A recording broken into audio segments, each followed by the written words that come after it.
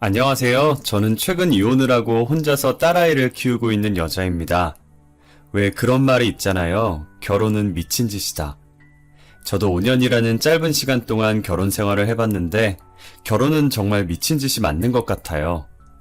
사랑해서 결혼한다는데 막상 결혼해서 살아보니 결코 결혼은 사랑 하나만으로는 안 되는 것이었어요. 저도 한땐 사랑을 해서 결혼을 했지만 지금 생각해보니 왜 그랬는지 모르겠네요. 상대방의 본심은 알아채지 못하고 사랑한다는 달콤한 말에 속아서 바보 같은 짓을 해버렸어요. 달콤한 사탕과 초콜릿의 유통기한이 있듯이 사랑에도 유통기한이 있는 건데 말이에요. 우리 결혼하자. 나는 정말 너밖에 없어. 내 인생 마지막 여자는 김지연 너야. 나도 내 인생의 남자는 이주성 너 하나뿐이야. 우리 결혼하면 진짜 잘 살자. 나 닮은 딸 하나, 너 닮은 아들 하나 낳고 말이야. 당연하지. 내가 너 손에 물 한 방울 안 묻히게 해줄게. 진짜야. 지키지도 못할 약속은 하지도 마. 드라마만 봐도 그런 말 해놓고 결혼하면 다 손에 물 묻히더라. 나는 진짜야. 너 손에 물 하나도 안 묻히게 할 거야. 진짜지? 약속했다? 그때는 몰랐겠죠. 어떤 앞날이 저를 기다리고 있을지 말이에요. 저희 집안은 나름 가진 재산이 있었고 부모님 직업도 좋아서 잘 살았었어요. 저희 아버지께서 이름만 대면 다 아는 대기업의 임원진으로 일하고 있었는데 인품이 좋으신 분이라 인간관계도 좋으셔서 주변에 발이 굉장히 넓으셨어요.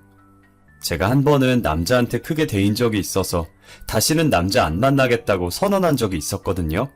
자식이라고는 고작 저 하나밖에 없는데 제가 결혼을 안 하겠다고 버티고 있으니 아버지 입장에서는 얼마나 답답하시겠어요. 주변 친구들처럼 자신도 딸을 닮은 귀여운 손주들이 보고 싶은데 말이에요. 김지연, 너 진짜 결혼 안 할 거야? 남자가 걔 하나만 있는 것도 아니고 세상에 괜찮은 남자들이 얼마나 많은데 그런 애 때문에 혼자 저러고 있어? 몰라. 결혼 왜 해야 하는데. 어차피 남자는 다 똑같아. 나쁜 자식, 내가 얼마나 잘해줬는데 다른 사람도 아니고 내 친구랑 바람이 나. 진짜 결혼 안 한다고 했다? 저번에 너가 잘생겼다고 소개해달라고 했던 남자 이번에 큰맘 먹고 너한테 소개시켜주려고 했는데 아쉽네. 이사장 딸이나 소개시켜줘야겠다. 뭐? 아빠가 저번에 보여준 잘생긴 남자? 그 연예인 뺨치는 외모? 아빠 진짜 나한테 그 남자 소개시켜줄 거야? 장난치는 거 아니지? 너 결혼 안 할 거라며? 결혼도 안 할 거면서 왜 관심 가져? 그 사람이라면 말이 또 다르지. 언제 소개시켜줄 건데? 기다려봐 녀석아. 나도 연락해봐야 할 거 아니야.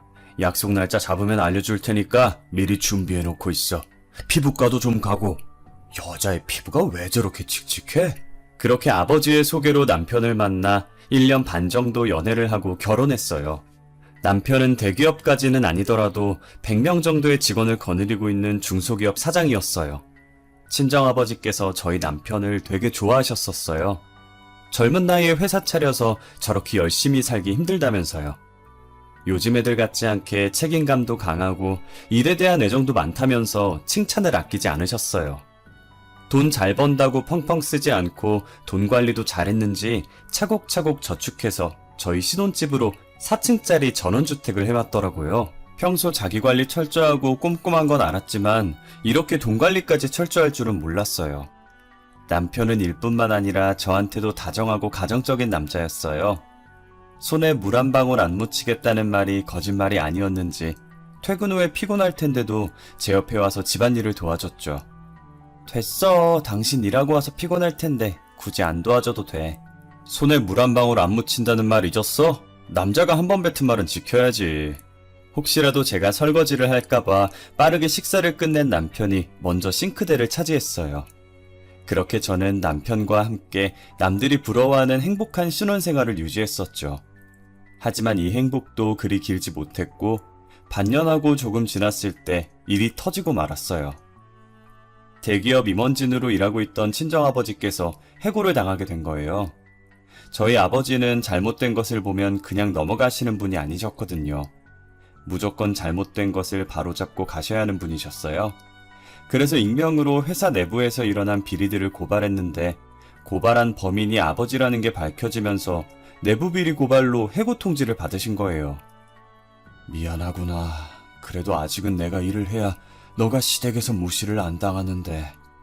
그런 말이 어딨어요. 저희 시댁 식구들 그럴 사람들 아니에요. 시부모님도 남편도 저한테 얼마나 잘해주시는데요. 그리고 아버지가 잘못한 일 아니잖아요. 아버지께서는 혹시나 자신 때문에 제가 시댁의 미움을 받을까 걱정하셨어요. 저희 시댁 식구들이 워낙 저를 잘 챙겨주셔서 저는 그런 걱정은 하지도 말라고 했어요. 하지만 시댁은 저라는 사람을 사랑한 게 아니라 저희 집안의 배경을 사랑했었나 봐요.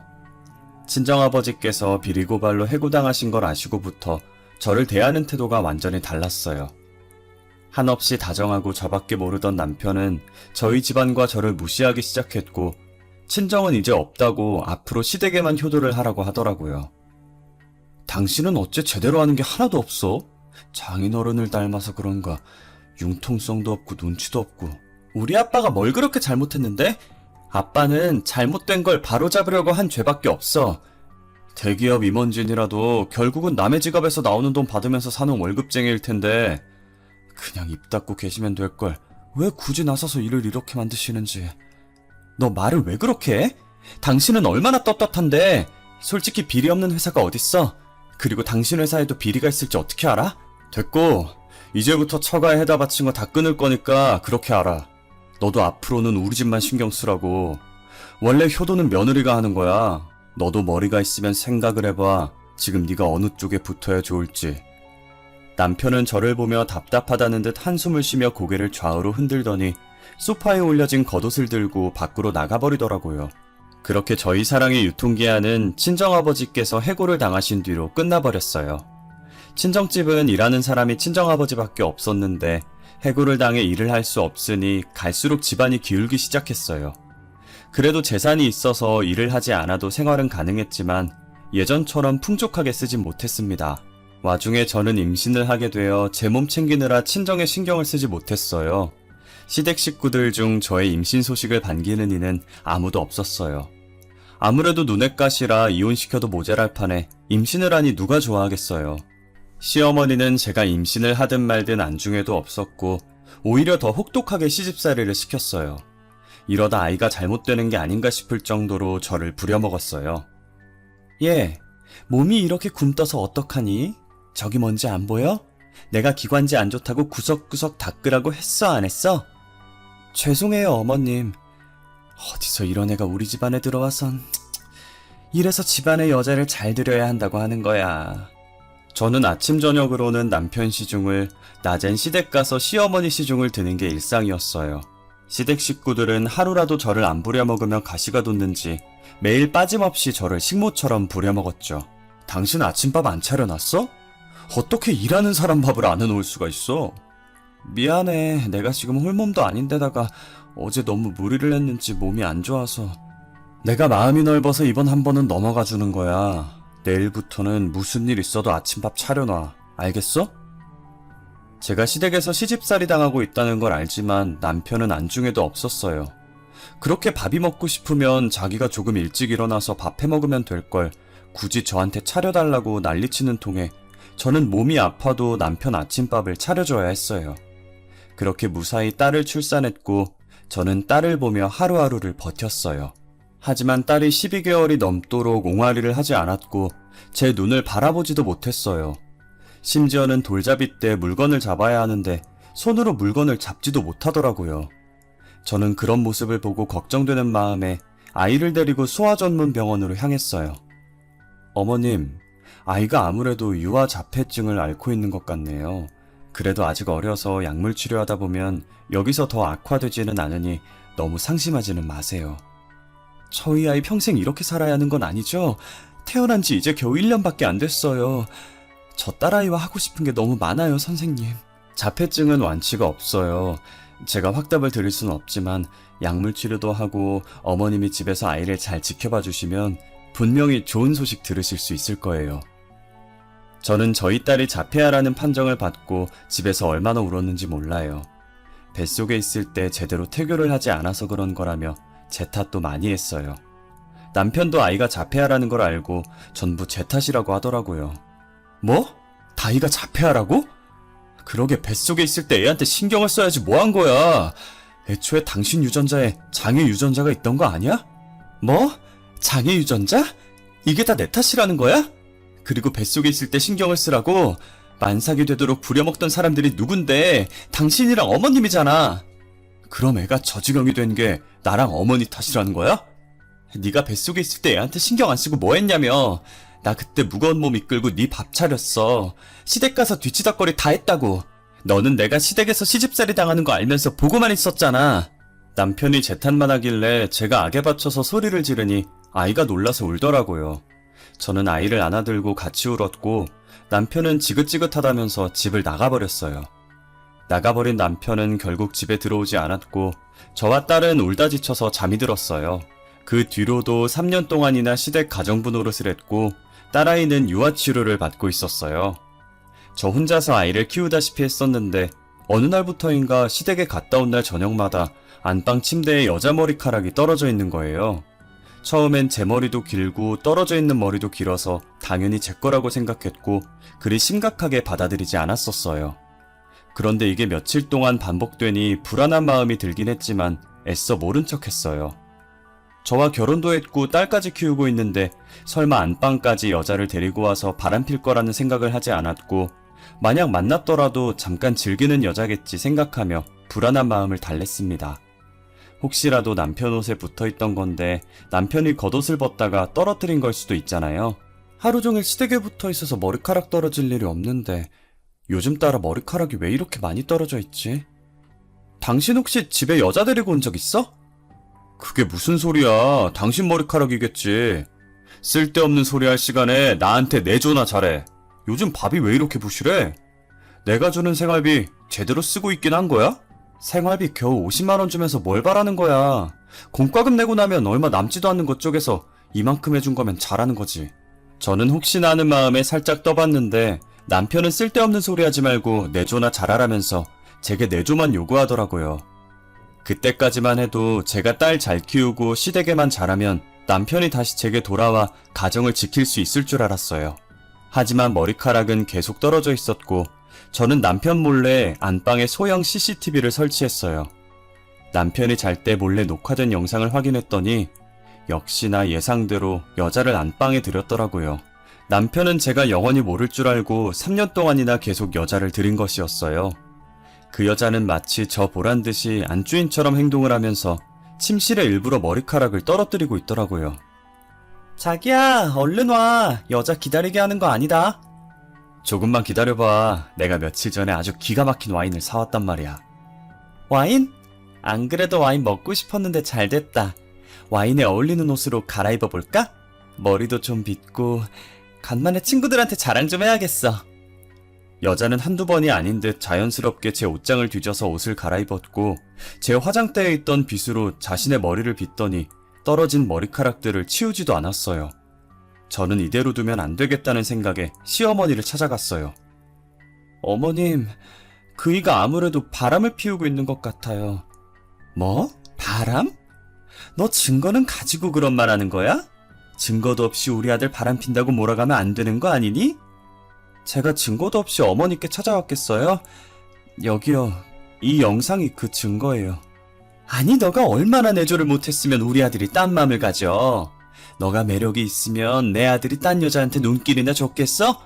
하여간 며느리 하나 잘못 들여가지고. 이걸 보시고도 제 탓을 하시는 거예요? 잘못은 어머님 아들이 했는데요? 너 이거 네 시아비한테는 절대 말하지 마. 알겠지? 내가 어떻게든 아들 설득해 볼 테니까 넌 그냥 입 다물고 있어. 네 시아버지 알면 너 죽고 나 죽는 거야. 알겠어? 시어머니는 어떻게든 자기가 설득해 보겠으니 시아버지께는 입도 뻥끗하지 말라고 제게 신신당부를 하시더라고요. 저희 시아버지께서 고위공무원이라서 매사에 엄청 엄격하시거든요. 아마 이 사실을 아시면 남편은 그대로 집에서 쫓겨나야 할 거예요. 저는 남편을 되돌릴 수 있다며 호언장담하시던 시어머니만 믿고 있었는데 그날 이후로도 남편은 쭉 그 여자를 만나고 있었어요. 바뀐 게 없었죠. 심지어 그 관계는 1년 동안이나 지속되었습니다. 아마 시어머니가 남편에게 제가 불륜 사실을 알고 있다고 말하셨을 텐데도 아랑곳하지 않고 여자랑 노느라고 집에 늦게 들어오더라고요. 이 늦은 시간까지 말도 없이 어디 갔다 오는 길이야? 내가 어디 가는지 너한테 일일이 보고해야 돼? 나 피곤해. 너 아니어도 피곤할 일 많으니까 시비 걸지 마. 어디 갔다 온 건지 물은 게 시비야? 도대체 어떤 부분이 시비인 건데? 말꼬리 그만 물어. 남자 하는 일에 여자가 끼어드는 거 아니니까. 지금이 조선시대야? 아내로서 물어볼 수도 있는 거 아니야? 내가 아까 피곤하다고 했지. 참견 좀 하지 마. 네가 아내라고 내 일거수일투족 다 알아야 되는 거 아니잖아. 내일 본가에서 김장한다며? 난 신경 쓰지 말고 네 할 일이나 챙겨. 남편은 제가 어디 갔다 왔냐고 물을 때마다 여자는 남자가 하는 일에 끼어드는 거 아니라며 저를 시댁 가정부 정도로만 생각하고 아내라고 생각하지 않는 것 같았어요. 제가 이런 취급을 받으면서까지 남편이랑 살아야 할까 고민을 많이 했어요. 솔직히 친정아버지께서 일만 안 한다 뿐이지 재산은 많으시거든요. 저 혼자 아이 키울 수 있게 지원도 아끼지 않으실 뿐이고요. 저는 그날 몇 시간 고민 끝에 남편과 이혼을 해야겠다는 결론을 냈고 그 여자의 흔적을 하나둘씩 모아서 이혼 소송할 준비를 시작했습니다. 그러기 위해선 그 여자에 대한 정보가 필요했고 몰래 뒷조사를 했어요. 그 여자는 남편의 비서였고 그 여자 명의의 계좌로 돈이 빠지고 있더라고요. 이 여자 이거 뒤가 굉장히 구리더만요. 뭐 한다고 매달 2억씩이나 빼돌렸을까. 이거 이체 내역 알 수 있는 방법은 없어요? 잠깐만 기다려보시죠. 이거 죄다 술집뿐인데요? 근데 여기에 찍힌 통장만 2억이지 이런 사람들 보면 다른 쪽으로도 돈 빼돌렸을 겁니다. 알아낼 수 있는 방법 없나요? 본인 통장으로 찍힌 게 아니면 저도 어떻게 찾아낼 방법이 없어요. 한 가지 방법이 있긴 한데 그게 뭔데요? 국세청에 신고해서 세무조사 들어가게 하는 방법밖에 없어요. 그 여자가 빼돌린 돈의 출처가 뭔지 자세히 알아보니 남편의 회사 자금이었던 거예요. 똑같은 계좌에 매달 2억씩 보내면서 경비 처리를 했고 그 돈으로 술집을 드나들며 남편 몰래 돈을 펑펑 쓰고 있었어요. 이런 사람들은 다른 쪽으로도 돈을 빼돌리고 있을 가능성이 높다면서 그거 알아내려면 국세청에 신고해야 한다길래 시아버지를 찾아갔어요. 사실 저희 시아버지께서는 국세청 고위직 공무원이셨거든요. 시아버지는 평소 엄격하지만 청렴한 사람을 좋아하고 비리를 세상에서 제일 싫어하는 사람입니다. 그래서 저희 친정아버지께서 내부 비리 고발로 해고를 당하셔도 별말 없으셨었거든요. 남편과 시어머니만 난리를 쳤었고요. 저는 시댁에서 평소처럼 시집살이를 하다가 시어머니가 백화점에 간 사이에 시아버지께 모든 사실을 털어놓았어요. 아버님, 사실은 몇 년 전부터 남편이 바람을 피고 있어요. 그것도 자기 회사 비서랑 말이에요. 뭐야? 너는 왜 그걸 이제 얘기를 해? 바람 피는 거 알았으면 바로 나한테 말을 해야지. 잠깐 놀다 말 여자인 줄 알았어요. 그런데 그게 중요한 게 아니에요. 그 여자가 남편 회사 자금을 횡령하고 있었더라고요. 여기 이체 내역서랑 거래 내역서 보세요. 아니 이게 뭐야? 2억? 2억씩 얼마나 빼돌린 거야? 아마 그 돈 말고도 빼돌린 돈이 있을 것 같아요, 아버님. 제가 할 수 있는 게 없어서 이렇게 아버님께 부탁을 드리게 됐네요. 네 말 무슨 말인지 잘 알았다. 이체 내역서랑 거래 내역서는 내가 들고 있어도 되겠니? 그럼요. 제가 드린 거 다 챙기세요. 죄송하고 감사합니다. 네가 죄송할 게 뭐 있니? 자식 잘못 키운 내 잘못이구나. 그렇게 시아버지는 그 여자의 이체 내역서와 거래 내역서를 챙기셨고 남편 회사는 세무조사에 들어가게 되었어요. 남편은 울며 겨자 먹기로 세무조사를 당했고 비서가 매달 2억씩 빼돌린 것 이외에도 간 크게 사장인 남편 몰래 비자금을 모으고 있었던 게 밝혀졌어요. 멍청한 남편은 사랑하는 여자가 돈 빼돌릴 생각은 전혀 못했는지 배신감에 회사에 주저앉아 울었다고 하더라고요. 네가 그 녀석 우는 꼴을 봤어야 했어. 나만 보기 아까웠는데. 그래서 그 여자는 어떻게 돈을 빼돌린 거래요? 아들 몰래 가짜 세금 계산서를 만들어서 빼돌렸더라고. 세무조사 들어가면서 전부 들키니까 도망가 버렸어. 그럼 잡아야죠. 해외라도 뜨면 어떡해요? 안 그래도 해외로 도주하려고 준비하고 있는 걸 경찰이 겨우 잡아서 지금 그 여자는 경찰서에서 구속 수사 중이야. 그래도 잡아서 다행이지. 그동안 돈을 저렇게 빼돌릴 동안 멍청한 남편은 뭐 했나 싶었어요.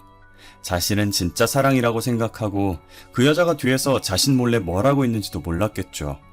남편은 사랑도 잃고 가정도 잃고 회사까지 잃고 모든 것을 잃었어요. 어떻게 이런 시아버지 밑에서 저런 아들이 태어났는지, 시아버지는 자신의 아들이 비서한테 당했는데도 불륜을 저지른 아들을 대놓고 싫어하셨어요. 아버지가 어떻게 이래요? 아들한테 어떻게 이렇게 하실 수가 있냐고요? 아버지 때문에 투자자들이 투자금을 다 빼버렸어요. 해주기로 약속했던 분들도 다 취소했고요. 그게 다 네 업보인 걸 나더러 어떻게 하라는 거냐? 나한테 징징거리면 해결이 된다든? 여자에 미쳐서 이 지경까지 만들고. 아버지, 그러지 말고 저 좀 도와주세요. 네? 당장 세금이랑 가산세 낼 돈도 없는데 어떻게 100명 넘는 직원들 월급을 줘요? 아버지 제발 저희 직원들 월급이라도 도와주세요. 제발요. 남편의 탈세가 전부 들키게 되자 투자자들은 줄줄이 투자를 취소했고 수십억의 세금과 가산세로 회사가 망하게 됐어요. 남편은 당장 직원들한테 월급 줄 돈도 없어서 시아버지께 빌다시피 했어요. 시아버지는 그런 남편을 보더니 서랍에서 종이를 꺼내면서 남편 면전에 던지시더라고요. 너 그동안 네 애미한테 매달 2천만 원씩 보냈더라. 그 옆편 내가 계속 돈이 어디서 나서 사치를 부리나 했는데 네가 준 거였어? 아버지 그게 아니라요. 아니긴 뭐가 아니야. 자식 키워봤자 소용없다더니. 시아버지는 씩씩거리며 남편에게 뺨을 때리려고 손을 들었다가 딱 마침 집 안으로 들어오고 있던 시어머니에게 달려가 그대로 뺨을 내리쳤어요. 순식간에 벌어진 일이라 저는 말리지도 못한 채 너무 놀라서 입을 막았어요. 이것들이 쌍으로 나를 속여? 아들놈 바람피는 것도 눈 감아주더니 매달 2천만 원씩이나 받아? 안 그래도 내가 그 명품 가방이 어디서 났나 궁금하던 참이었어. 여보, 제가 잘못했어요. 제 말 좀 들어보세요, 네? 속이려고 속인 게 아니었어요. 정말이에요. 여보? 누가 당신 여보야? 나 오늘부로 너네 둘이랑 연 끊을 거니까 당장 내 집에서 나가. 둘이 그렇게 죽고 못 사는데 내가 빠져줘야지. 안 그래? 남편과 시어머니는 각자 시아버지의 다리를 한쪽씩 붙잡고 울면서 빌기 시작했어요. 시아버지는 당장 나가지 않으면 경찰을 부르겠다고 했고 그래도 꿈쩍도 하지 않자 남편과 시어머니의 팔을 잡고 밖으로 끌어냈어요. 아가, 그동안 미안했다. 여기서의 일은 잊고 새 출발해. 못난 아들 녀석이랑도 이혼하고 손녀는 네가 키우고 싶으면 그렇게 하고. 아버님, 죄송해요. 네가 뭐가 죄송해? 오히려 내가 미안하지. 넌 나한테 사과할 필요 없다. 그러니 우리 집에서의 일은 모두 잊고 새로 시작해.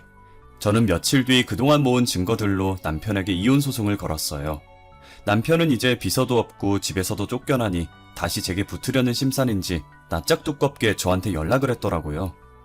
내가 미안해. 바람핀 것도 미안하고 식모처럼 부려먹은 것도 미안해. 나 며칠 동안 반성 되게 많이 했어. 반성 많이 했는데 뭐? 나보고 어쩌자고. 너 연락하는 거 정말 양심 없다. 여보, 왜 그래? 나 때문에 화 많이 났지? 제발 예전 일은 다 잊고 다시 잘 살아보자, 응? 내가 정말 잘할게. 우리 신혼 초에는 되게 좋았잖아, 안 그래? 됐어, 필요 없어. 내가 한 번 속지 두 번 속을 것 같아? 다시는 내 눈앞에 나타나지 마. 만약 내 눈앞에 다시 나타나면 그땐 네 머리털 하나도 안 남을 줄 알아. 저는 남편의 연락을 싸그리 무시하고 이혼 소송을 했고 최근에서야 승소를 하게 되었어요. 전적으로 남편의 잘못으로 이혼을 하는 것이라 남편이 제게 위자료로 2천만 원을 줘야 했어요. 시아버지와는 간간히 연락을 하고 있어서 이혼 소식을 전해드렸고 제 선택을 전부 이해해 주셨어요. 위자료가 2천만 원 정도 되었지만 저는 받지 않기로 했어요. 왜냐면 시아버지께서 제 명의로 집을 해주셨거든요. 갑자기 저를 카페로 불러내셔서 영문도 모른 채 나갔는데 시아버지는 저를 보자마자 파일에 들어있던 종이를 제게 내미시더라고요. 그동안 우리 집안 며느리로 있느라 수고 많았다.